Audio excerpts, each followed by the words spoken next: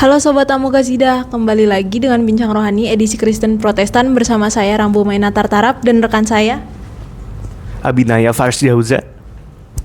Terima kasih Pak Pendeta sudah menyiapkan waktu untuk kegiatan Bincang Rohani kita hari ini. Mungkin Pak Pendeta bisa mulai dengan perkenalan diri dulu.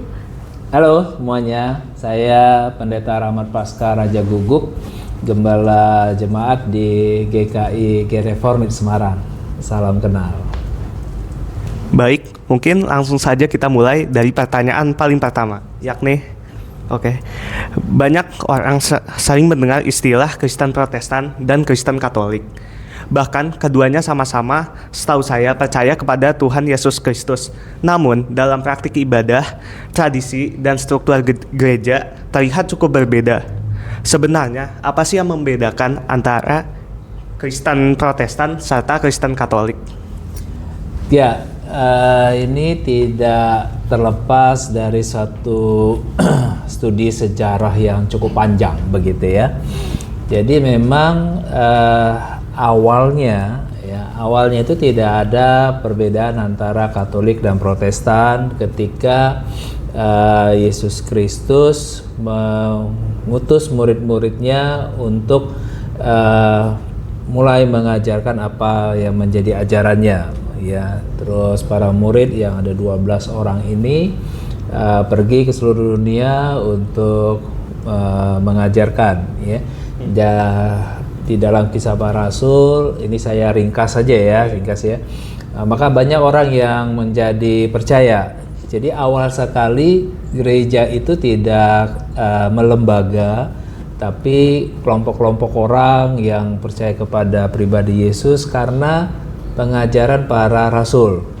Jadi saat itu orang mengikuti karena pribadi dan belum ada jabatan pendeta apa semua, belum ada. Nah, lalu makin banyak, makin mengelompok, lalu juga ada perbedaan-perbedaan budaya, daerah begitu ya. Terus ya biasa kalau sudah makin banyak kan jadi ada banyak pemikiran, jadi ada banyak kepentingan. Nah, sudah mulai ada perbedaan-perbedaan ya, perbedaan-perbedaan baik yang disepakati, lalu juga mulai ada terjadi perbedaan yang mengarah kepada pengelompokan. Kami kelompoknya Paulus, misalnya kami kelompoknya Barnabas, kami kelompoknya ini Yohanes begitu ya. Terjadi ini jadi kelompok-kelompok karena apa? Ngefans kepada personalnya itu.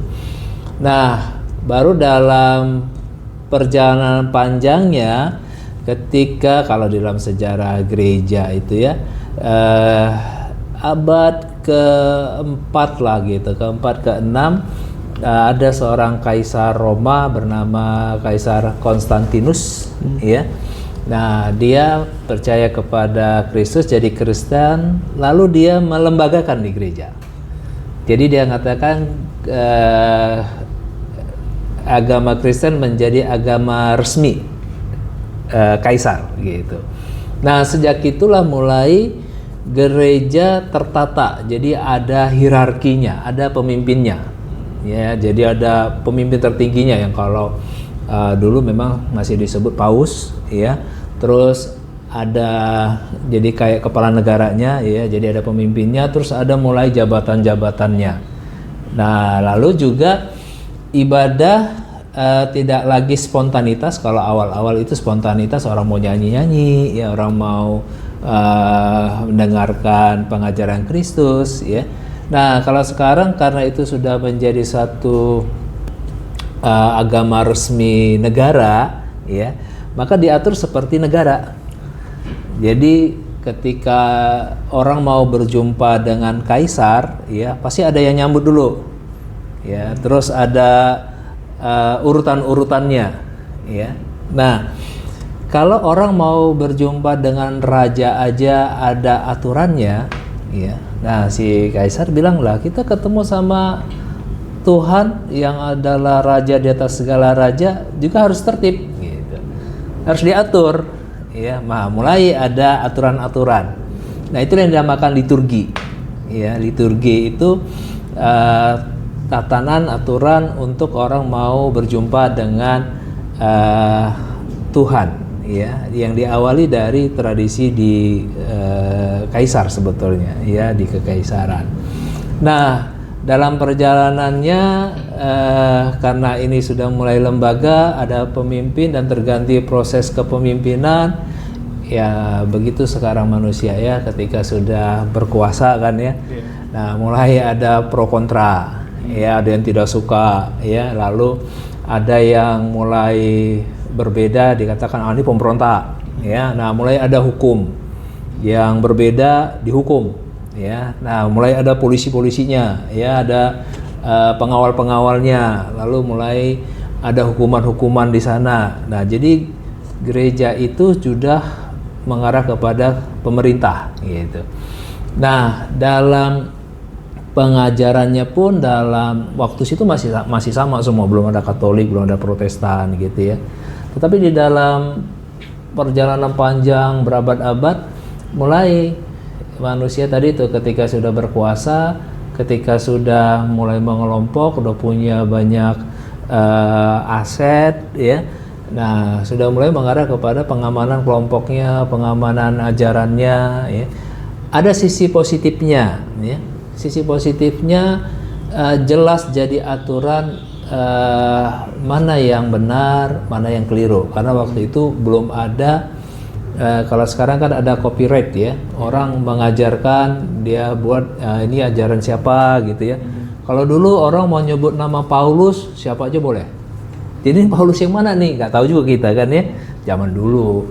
Kalau sekarang sudah ada akte kelahiran, ya, orang misalnya saya zaman dulu nih ya, saya ngaku saya Petrus, ya orang sah saja bilang, oh yaudah dia Petrus gitu. Buktinya apa nggak tahu. Nah, dengan adanya gereja yang melembaga ini, jadi ada otoritas yang yang menentukan ini palsu nih, ya, ini yang benar gitu. Karena apa? Mereka ada ahli-ahlinya yang menstudinya. Ini nggak mungkin nih tulisannya Petrus nih, ya, hanya ngomong-ngomong doang nih. Nah, jadi positifnya ada keteraturan, ada otoritas, ada sistem yang membuat orang jadi ngerti, oh kekristenan itu begini ya, ada keteraturannya gitu. Nah, sisi negatifnya gereja itu jadi kayak pemerintah, kalau ada lawannya ya dikatakan jadi sesat. Jadi ada penindasan, ya, walaupun mungkin dia memprotes adanya perilaku pemimpin gereja yang sewenang-wenang, gitu. Ya, kayak kita mungkin ngelihat pemerintah kita ada yang keasikan duduk kan, ya, situ menjaga ini, kita ada yang protes, nah ada mahasiswa protes, wah ini harus dihukum nih, nah, gitu. Jadi mulai ada penyimpangan. Nah, ada penyimpangan, terus ada konspirasi, walaupun secara ajaran Kristen sama Katolik nggak berbeda banget, ya. Cuman tadi itu mulai ada tafsiran-tafsiran, ada tradisi-tradisi yang kalau bahasa sekarang kita katakan oknum lah itu ya, yang buat itu. Nah, baru kira-kira abad ke-16, ya, abad ke-16 ada seorang Romo waktu itu yang dikatakan Martin Luther, ya. Martin Luther dia sebetulnya dia tidak ingin buat aliran Protestan. Dia hanya kayak mahasiswa aja, oke, mahasiswa yang hanya mengatakan ini nih yang benar nih, gitu. Dia protes tuh, ya, dia buat dalil-dalil mana yang salah. Nah, ada yang mengatakan iya ini seharusnya ini begini nih, ya.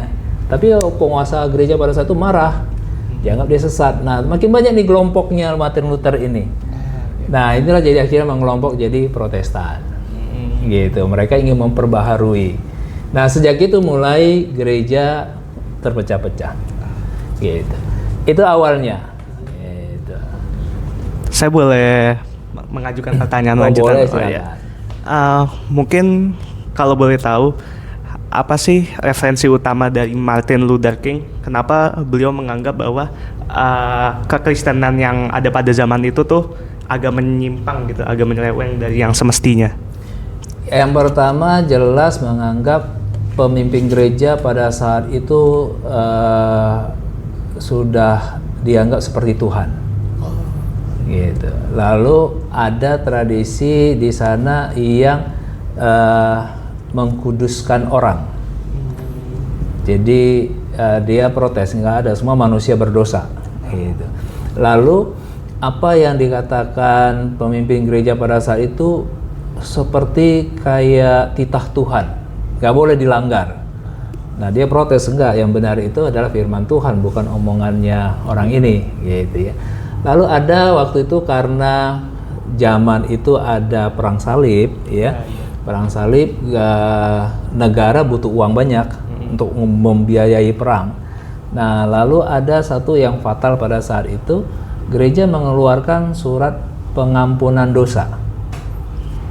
Jadi kalau misalnya nih saya nih koruptor nih ya, tangkap nih sama negara, terus lalu saya datang nih ke gereja, saya minta diampuni, ya gereja bisa, oke, kamu mau kasih berapa?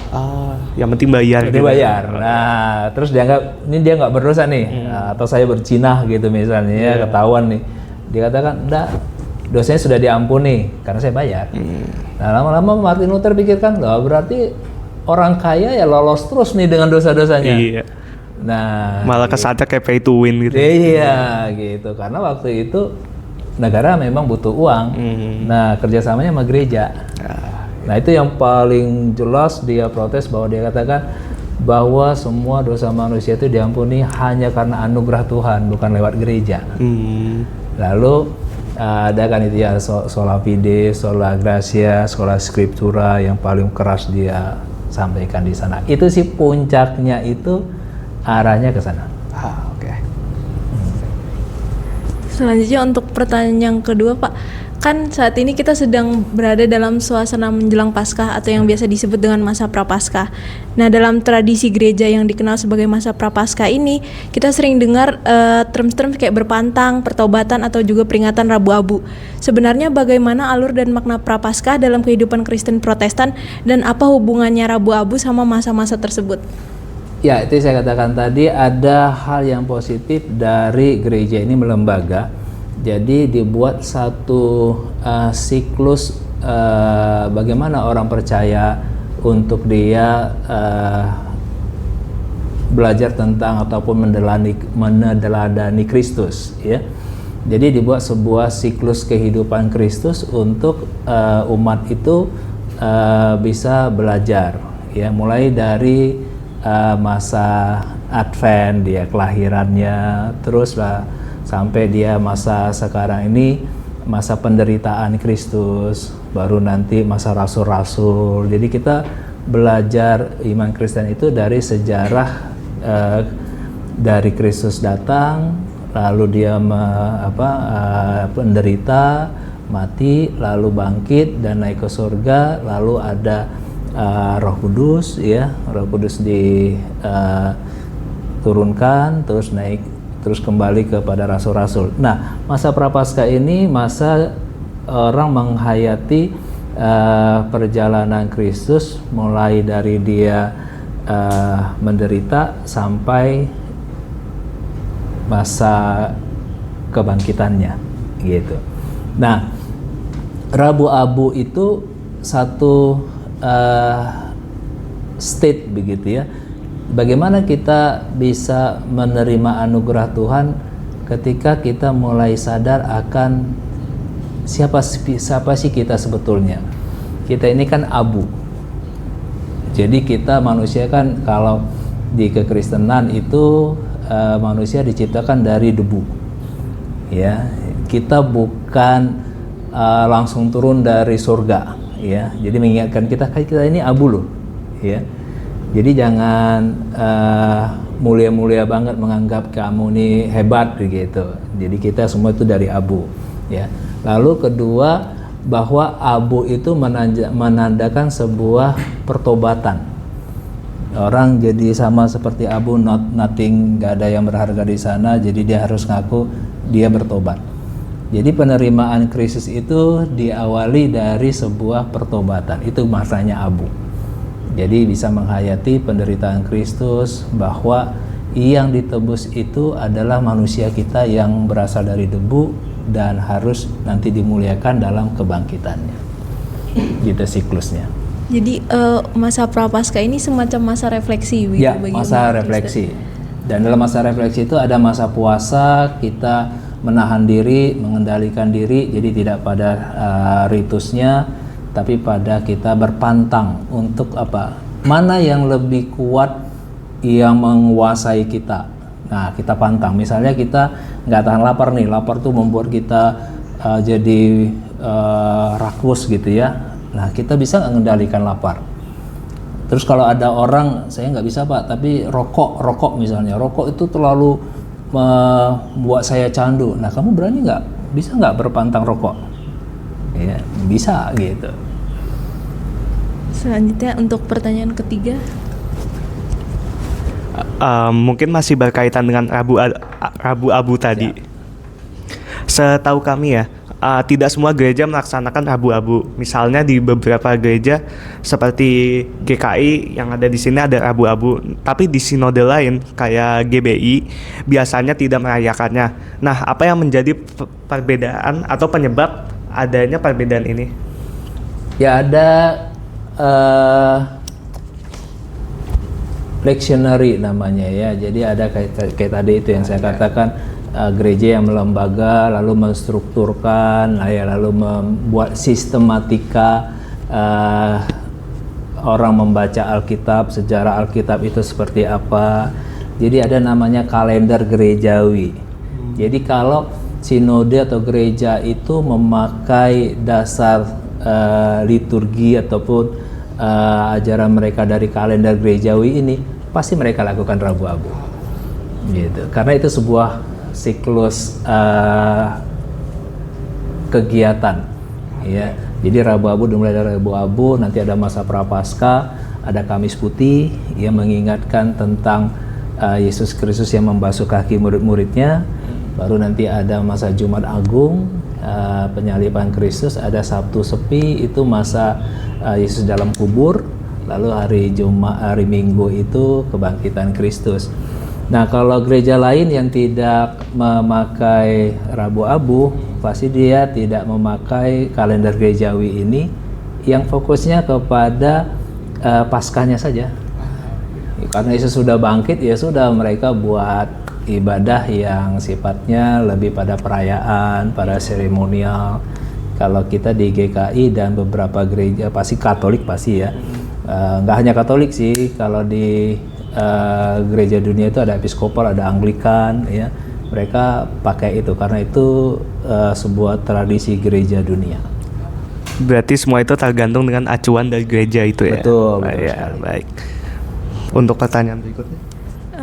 Untuk pertanyaan keempat, kan dalam beberapa gereja khususnya di tradisi liturgi seperti di GKI masih adanya perarakan masuk ke misalnya saat mau beribadah pada rangkaian kegiatan ibadah.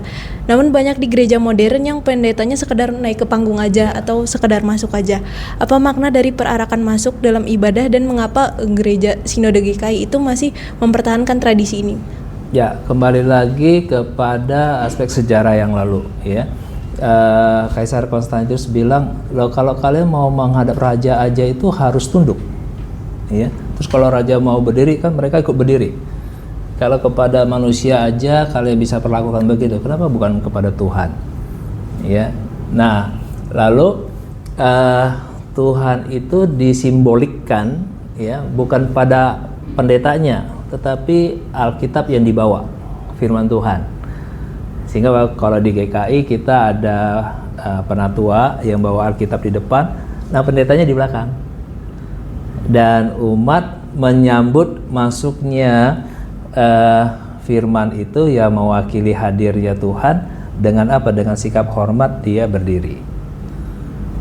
Gitu. Baru nanti Alkitab itu diserahkan, baru ibadah itu dimulai yang didasari pada apa? Firman Tuhan itu.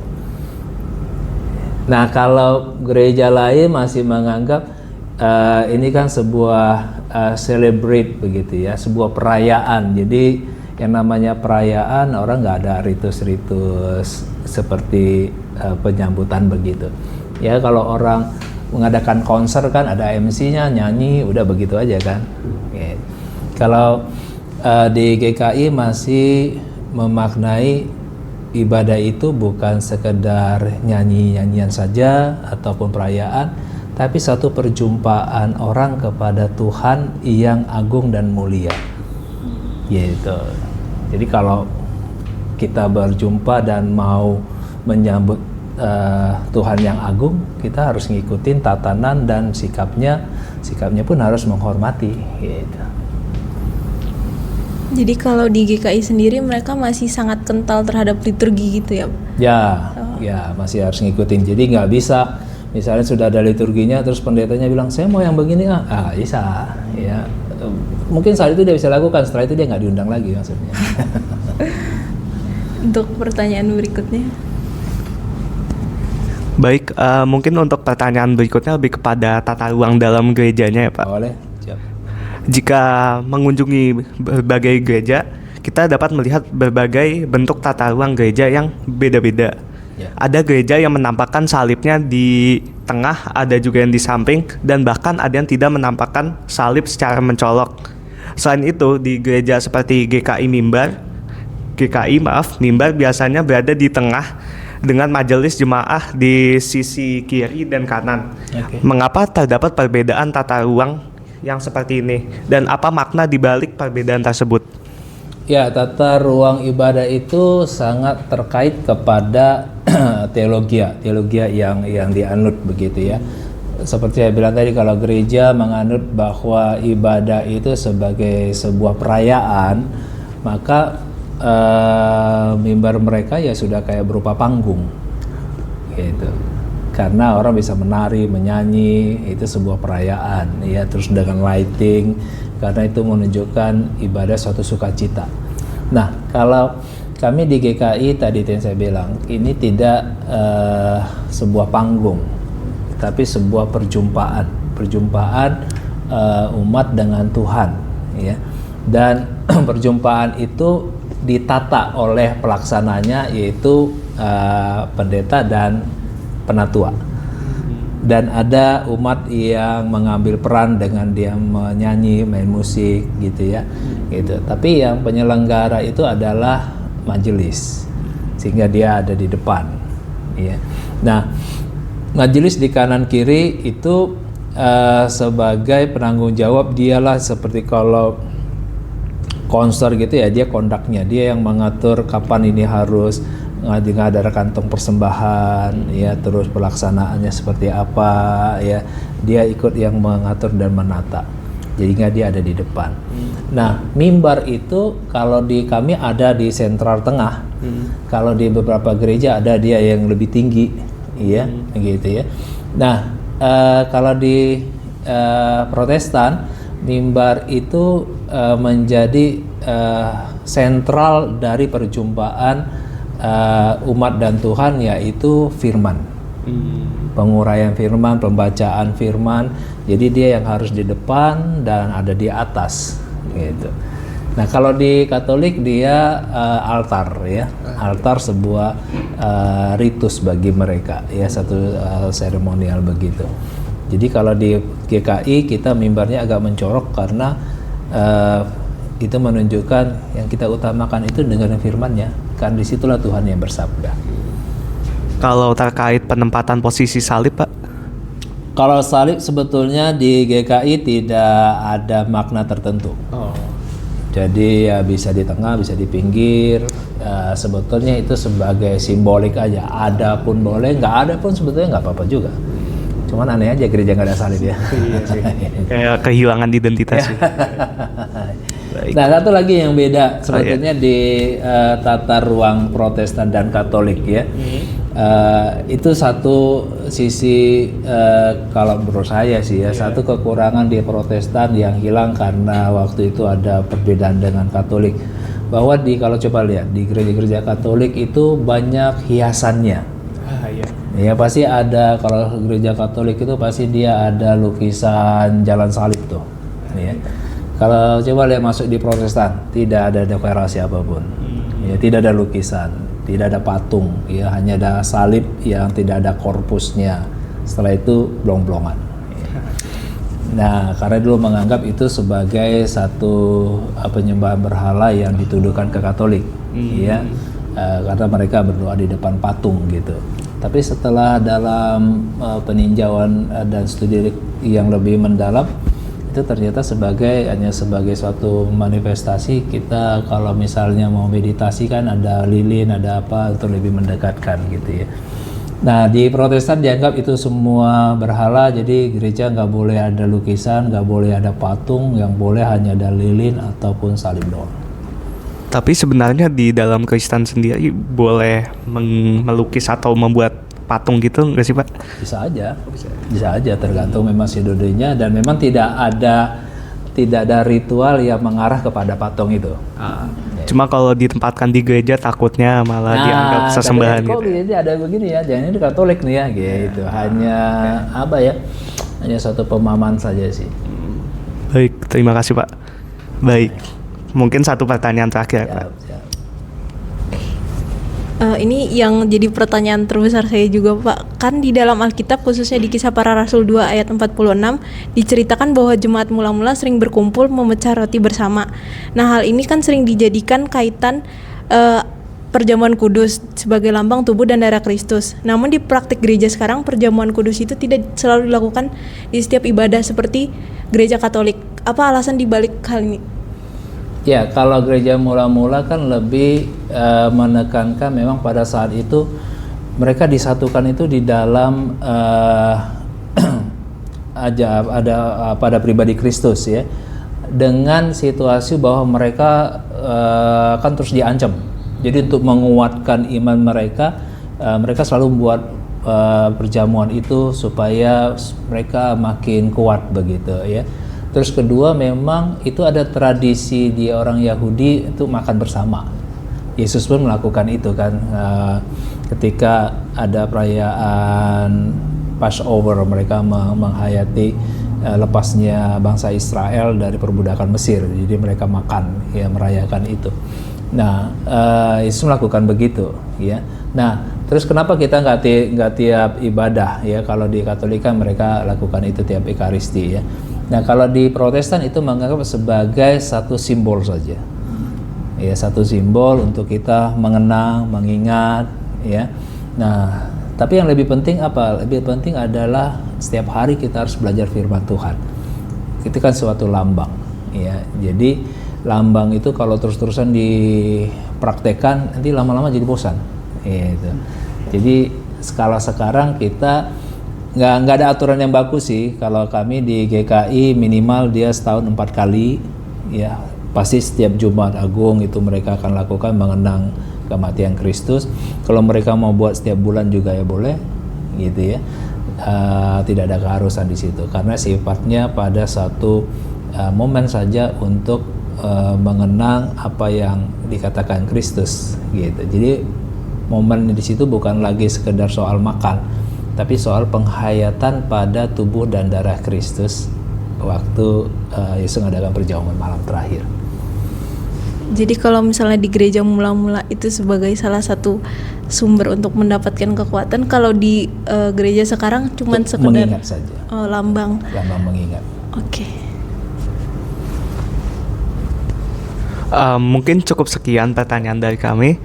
Kami ucapkan terima kasih kepada Bapak karena telah menjawab berbagai pertanyaan dari kami serta mahasiswa arsitektur yang lain. Ya.